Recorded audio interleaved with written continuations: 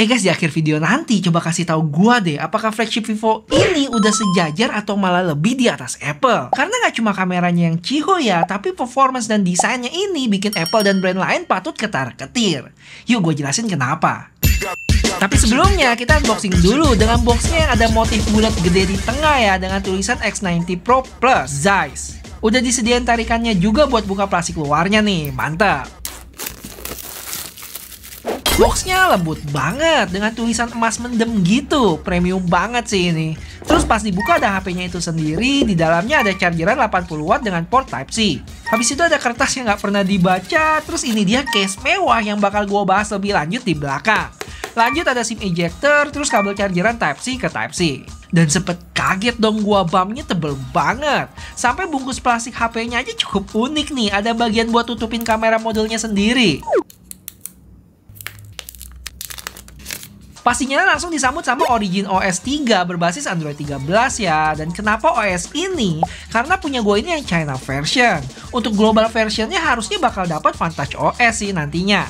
Terus pas gue cek ternyata walaupun China version, tapi ada bahasa Indonesianya loh, mantep. Lanjut setup kayak biasa, sampai pas regis sidik jari, gue kaget lagi. Baru sekali tempel aja udah kelar nih. Dan barulah inget gua kalau di X80 Pro dulu juga kayak gitu ya, karena dia pakai ultrasonic fingerprint.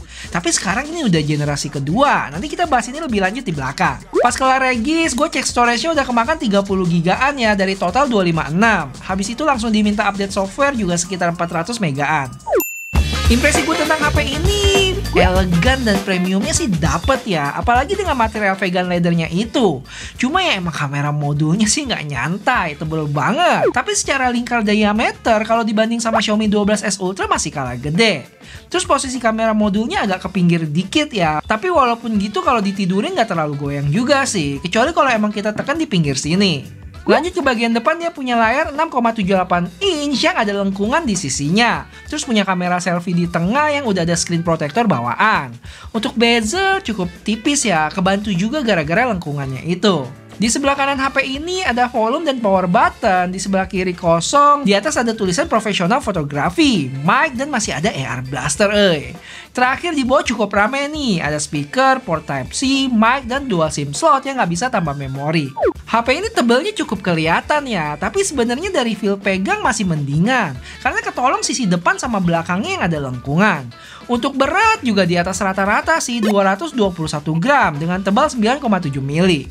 Oh ya, untuk casingnya bisa gue bilang ini casing bawaan yang paling premium yang pernah gue lihat. Materialnya bener-bener dibikin semirip mungkin sama back cover aslinya. Ada tekstur kulit-kulit dengan frame di tengah ya, dan logo Zeiss biru kecil di sini. Pas dipakein pun, wah elegan dan premium HP-nya ini masih dapat banget walaupun pakai casing. Ini sih keren, serius.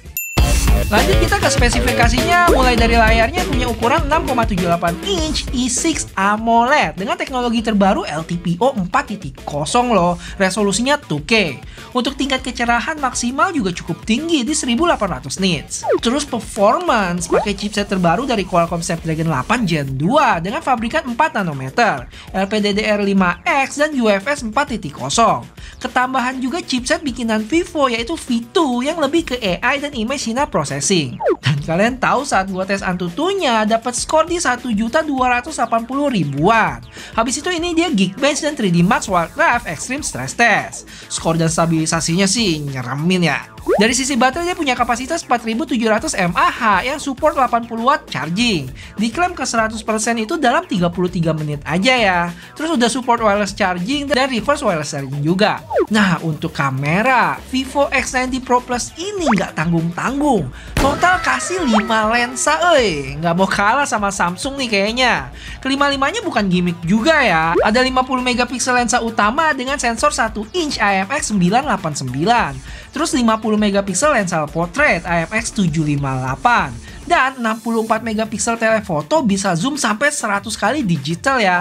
Yang mana ketiga lensa ini udah ber-OIS. Terakhir lensa ultrawide-nya itu 48 megapiksel. Untuk selfie-nya itu dia 32 megapiksel yang bisa 2 kali digital zoom loh. Oh ya, ada Zeiss T-Star coating juga di sini yang salah satunya bisa meredam flare lebih baik. Nanti kita coba aduin sama si iPhone nih. Untuk spek lainnya HP ini udah HP 5G, dual stereo speaker, yang mana speaker satu lagi itu ada di atas. Jadi dia nyatu sama earpiece-nya. Habis itu udah IP68 in-display ultrasonic fingerprint generasi kedua. Yang mana selain cuman sekali tempel doang buat registrasinya, unlock-nya juga serius, cepet banget. Tinggal sentuh dikit aja udah ke unlock. Dan juga area fingerprintnya luas loh. Plus dengan posisi tangan basah pun masih bisa kedeteksi sidik jari kita. Mantap. Bang, kalau dibandingin sama X90 Series lainnya apaan? Oke, singkat aja ya. Pertama, chipsetnya sama-sama pakai chipset flagship. Yang Pro Plus itu dari Snapdragon 8 Gen 2. Dan dua lainnya MediaTek 9200. Yang gue juga penasaran sih sama performance-nya nih. Untuk layar sama-sama 6,78 inch, cuma variasi biasa dan Pro-nya itu punya resolusi di Full HD Plus AMOLED aja. Nggak ada LTPO ataupun E6 AMOLED. Terakhir dan yang cukup membedakan adalah kameranya sih. Untuk varian Pro dan yang biasa, dia nggak kedapatan lensa tele ya. Cuman di varian Pro ini dia masih kedapatan sensor 1 inch IMX989 dan 50 megapiksel portrait yang sama kayak Pro Plus. Sedangkan yang X90 biasa, lensa utamanya pakai 50 megapiksel IMX866. Sisanya kalian bisa lihat sendiri di layar. Secara baterai dan charging ada perbedaan dikit sih. Terus IP rating dan fingerprint juga. Ada yang penting tapi belum sempat gue kasih tahu di sini? Coba bantu tambahin di komen ya. Oh ya, satu lagi, kalau dirasa video ini bermanfaat, boleh gantian bantuin gue buat like video ini ya. Thank you. Walaupun HP ini jualan utamanya ada di kamera, tapi untuk experience gamingnya nggak ditelantarkan juga. Jadi untuk game mode-nya itu dibagi 3 ya. Yang pertama itu ada informasi CPU, GPU, performance mode, jaringan, sampai settingan, refresh rate, dan touch sampling. Nah, yang kedua barulah fitur-fitur gamenya yang cukup banyak nih. Beberapa yang menarik diantaranya motion control, yang memungkinkan kita dengan goyangin atau puterin HP-nya ke berbagai arah, kayak kanan kiri, atas bawah gitu, bisa melakukan perintah yang udah kita set sebelumnya. Caranya tinggal pilih mau gerakan apa, terus taruh bulatan ini di tempat yang mau kita pencet. Contohnya nih ya, saat kita tarik ke atas, dia bakal loncat. Habis itu game yang lagi kita mainin ini bisa dijadiin pop-up window juga loh. Selanjutnya itu ada timer, block notif, screen recording, dan lainnya. Terus di bagian terakhir bisa tampilin pop-up window dari app-app yang bisa kita set sebelumnya. Misalnya sambil nge-game, kita bisa sambil browsing. Oke, selanjutnya, gimana dengan performance gamingnya bang? Snapdragon 8 Gen 2 menunjukkan taringnya. Jadi kayak biasa ya, gue mainin Genshin Impact dengan performance mode-nya on. Terus settingan highest 60 fps. Untuk pengalaman mainnya nggak ada masalah, lancar jaya yang didukung dengan grafik FPS hampir mentok di 59,1. Total gua main 20 menitan dan baterai berkurang 10% aja ya. Yang mana biasanya berkurang tuh di sekitar 12%-an. Untuk suhu juga termasuk rendah sih di 42,8 derajat. Wah, keren sih ini performance gamingnya. Ini dia beberapa hal yang kalian mesti tahu tentang kamera di HP ini yang gue bandingin tipis-tipis sama iPhone 14 Pro Max. Pertama, portraitnya juara sih. Objeknya tajam dan bokehnya cakep. Mau yang 2 kali di 50 mili atau 3,5 kali di 90 mili. Terus di foto ini juga kasih lihat kalau dynamic range di HP ini nggak main-main. Dari area yang gelap di atas sini sampai yang terang sama-sama bisa diekspos dengan baik dan seimbang. Untuk foto selfie udah termaksud baik sih kalau HDR-nya aktif. Cuman kalau emang kita udah samping-sampingin sama iPhone, terlihat perbedaannya. iPhone lebih baik di sini dan lebih realistis aja sih dari sisi muka gua maupun backgroundnya. Oh ya, 2 kali digital zoom selfie-nya kayaknya terlalu deket deh kalau dipegang pakai tangan doang. Lanjut kita ke karakter warna Vivo yang lebih saturated warm gitu ya, dan gue demen sih ini. Terus di foto ini detail pohonnya lebih jelas dan mataharinya bisa dihandle dengan baik. iPhone beneran ketar-ketir nih harusnya. BTW di foto ini ada mode Zeiss Natural Color ya, yang hasilnya warnanya less saturated, lebih mendekati ke iPhone karakternya. BTW untuk foto-foto sebelumnya mode Natural Color-nya gue matiin ya. Dan ini dia range foto dari ultrawide sampai 100 kali digital zoom. Wah, nggak kebayang tulisan yang sejauh itu masih bisa kebaca. Dan ini gue bandingin sama 100 kalinya Xiaomi 12S Ultra, yang hasilnya Vivo lebih ke cat air gitu. Sedangkan Xiaomi agak ngeblur tapi masih natural. Buat video untuk Vivo terlihat lebih terang dan warnanya keluar ya, sedangkan iPhone kontrasnya lebih dapet. Menurut gua overall video iPhone masih lebih baik, tapi apakah jauh beda sama Vivo? Nggak juga sih, teman-teman juga bisa nilai nih gimana menurut kalian. Kecuali untuk video selfie, yang selalu jadi kelemahan kebanyakan HP-HP Cina nih. Overexpose untuk background yang terang, terus muka gue juga sedikit lebih terang di Vivo. Di luar itu, HP ini juga punya fitur menarik, yaitu Horizon Leveling, yang bisa bikin gambarnya tetap lurus walaupun udah diputer 360 derajat. Edan. Oh ya, ada fitur vocal enhancement juga di sini, yang bisa meredam noise sekitar. Resolusi di video ini untuk kamera depannya mentok di 1080p 60 fps ya.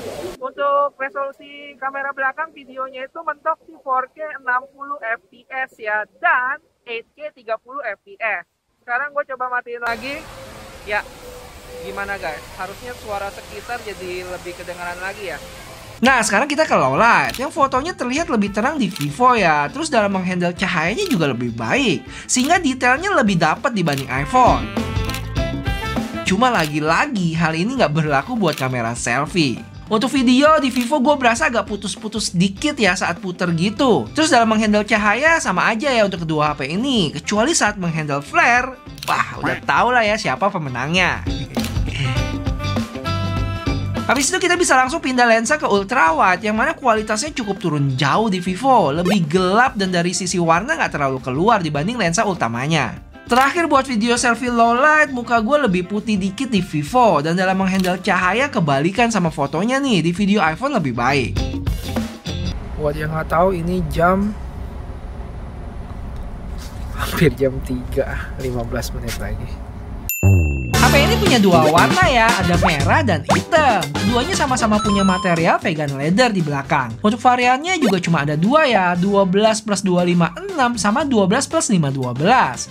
Untuk harganya kalau gua konversi langsung di Cina sana, 14,6 juta dan 15,7 juta. Ayo, gimana nih menurut kalian? Apakah worth it dengan segala kemampuan yang udah gua sebutin barusan? Atau tetap mending beli iPhone aja nih?